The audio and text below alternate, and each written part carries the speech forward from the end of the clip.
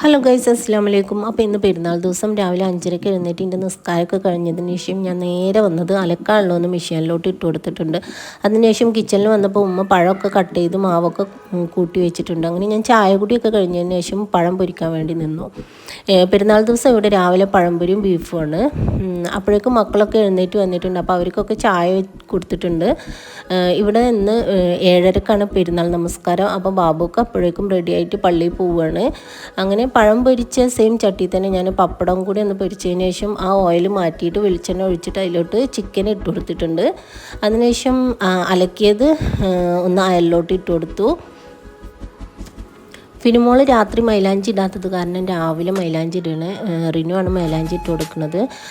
എന്നിട്ട് ഞാൻ കിച്ചൺ ഒന്ന് ക്ലീൻ ചെയ്തു. അതിനുശേഷം ബീഫ് ഒന്ന് വറവിടാണ്ടായിരുന്നു, അപ്പോൾ അതൊക്കെ ഉണ്ടാക്കി. പിന്നെ ഇവിടെ മോരുകറിയും പപ്പായ മുളക് കൂട്ടാനൊക്കെ തലേ ദിവസം വെച്ചിട്ടുണ്ട്, അപ്പോൾ അതൊക്കെ ഒന്ന് കടുകിട്ട് കൊടുത്തു. അതിനുശേഷം ഞാൻ കുട്ടികൾക്ക് ചായ കൊടുക്കാൻ നിന്നു. മക്കളെ ചായ കൊടുക്കൽ കഴിഞ്ഞതിന് ശേഷം ഞാനും ചായ കുടിച്ചിട്ടു അവരെ കുളിപ്പിക്കാൻ വേണ്ടി പോകണം. അപ്പം ഞാൻ ജസ്റ്റ് ഒന്ന് മൈലാഞ്ചി ഇടണ്. ബിഗ് ബി ആയത് കാരണം പെട്ടെന്ന് ചോക്കുമല്ലോ. അങ്ങനെ ഞാൻ മൈലാഞ്ചിട്ട് കഴുകിയിട്ട് മക്കളെയൊക്കെ കുളിപ്പിച്ചൊന്ന് ഫോട്ടോ എടുക്കാൻ വേണ്ടി വന്നതാണ്. അപ്പോഴേക്കും സോനു ഇവിടെ ഫോട്ടോഷൂട്ട് നടത്തിക്കൊണ്ടിരിക്കുകയാണ്. അങ്ങനെ കുട്ടികളെല്ലാവരും കൂടി ഒരു ഫോട്ടോ ഒക്കെ എടുക്കണം. അപ്പോൾ അതിന് ഫിലിമോളും മോനായൊക്കെ ക്ഷീണിച്ചു. അതിനുശേഷം എൻ്റെ കുളി നിസ്കാരമൊക്കെ കഴിഞ്ഞതിന് ശേഷം ഞാൻ റെഡി ആയിട്ടുണ്ട്. ഞാനിപ്പം മാക്സിയാണ് ഇട്ടത്.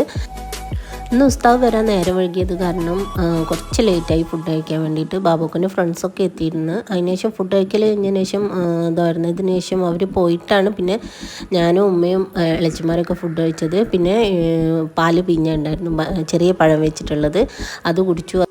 എന്നിട്ടൊരു സിപ്പപ്പ് മക്കളെ കൂടി ഇരുന്ന് കഴിച്ചു. അതിനുശേഷം ഞാൻ റെഡി ആയിട്ട് ഞാനും ബാബുക്കും കൂടിയൊക്കെ ഒരു ഫോട്ടോ ഒക്കെ എടുത്തതിന് ശേഷം ഞാൻ വീട്ടിലോട്ട് പോവുകയാണ് പൂക്കയിൽ. അപ്പോൾ എല്ലാവർക്കും എൻ്റെ വീഡിയോ ഇഷ്ടമായെന്ന് വിചാരിക്കുന്നു.